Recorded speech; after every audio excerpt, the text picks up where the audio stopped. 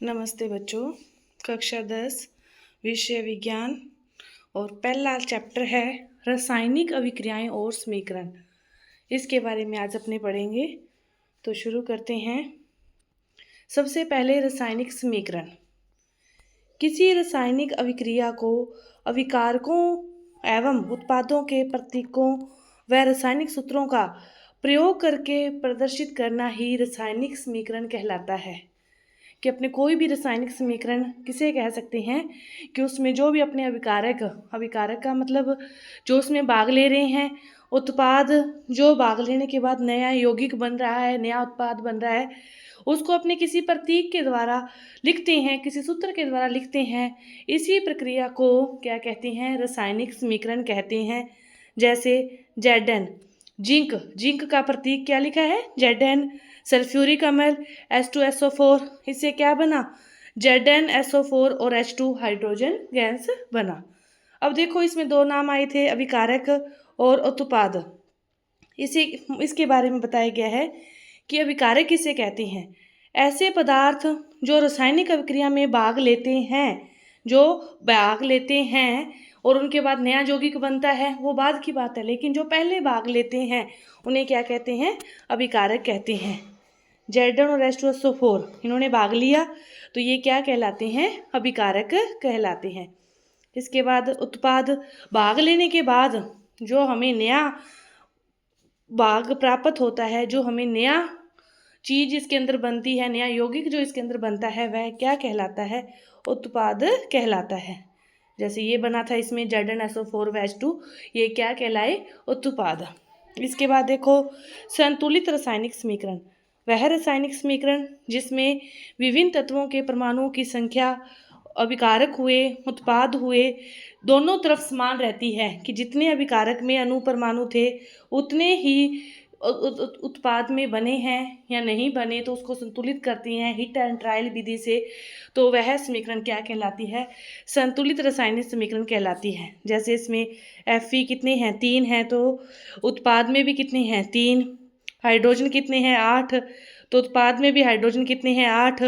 Oxygen कितने हैं? जल में 4, तो Fe3O4 में भी ऑक्सीजन कितने हैं? 4। तो दोनों साइड जब ये बराबर रहते हैं तो ये क्या कहलाते हैं? संतुलित रासायनिक समीकरण कहलाती है। इसके बाद अपने देखते हैं कि रासायनिक अभिक्रियाओं के प्रकार कितने हैं। आपकी बुक में, आपके सिलेबस में जो प्रकार लिखे हैं वो क्या हैं? 9 प्रकार हैं।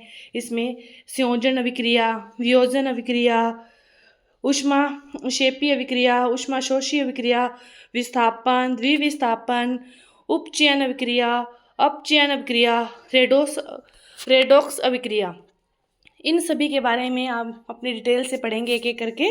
तो सबसे पहले अपने पढ़ते हैं संयोजन अभिक्रिया। जैसे कि इसके नाम से स्पष्ट है, संयोजन किसी भी का जुड़ना, किसी का भी क्या जुड़ना क्या कहलाता है? संयोजन।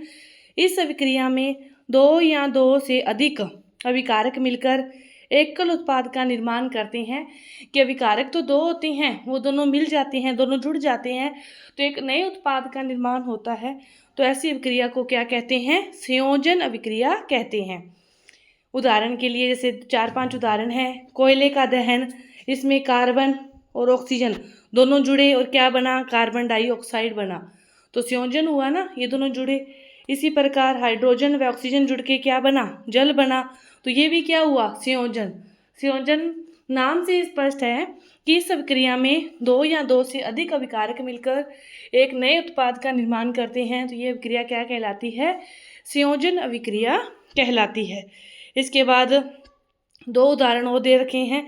गंधक का दहन और कैल्शियम हाइड्रोक्साइड का निर्माण, CaO + H2O बराबर CaOH की होल ट्वाइस।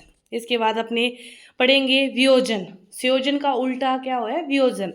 कि इसमें जो अभिकारक है वो टूटकर 2 या 2 से अधिक क्या बनाता है? उत्पाद बनाता है। संयोजन में क्या था? 2 अभिकारक जुड़कर एक उत्पाद बनाते थे, और वियोजन में उसका जस्ट अपोजिट कि अभिकारक टूटकर 2 या 2 से अधिक उत्पाद बनाते हैं। तो इसे क्या कहते हैं? वियोजन अभिक्रिया कहते हैं। इसमें फेरस सल्फेट का वियोजन कि FeSO4, फेरस सल्फेट FeSO4 टूट के क्या बना? Fe2O3 बन गया, SO2 बन गया, SO3 बन गया। फिर कैल्शियम कार्बोनेट, संगमरमर भी कहते हैं इसे। कैल्शियम कार्बोनेट में आपसे पूछा जा सकता है कि संगमरमर का रासायनिक सूत्र क्या है, तो CaCO3।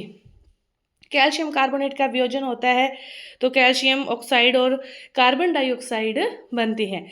मतलब इसमें भाग तो एक ले रहा है अभिकारक और उत्पाद में कितने बन रहे हैं, 2 या 2 से अधिक। संयोजन का उल्टा अपने लिए वियोजन है। इस अभिक्रिया जैसे सिल्वर ब्रोमाइड है, ये भी एक प्रकार की वियोजन अभिक्रिया है और इस अभिक्रिया को श्याम श्वेत फोटोग्राफी में भी किया जाता है कि इसमें Ag और Br2 में टूट जाती हैं।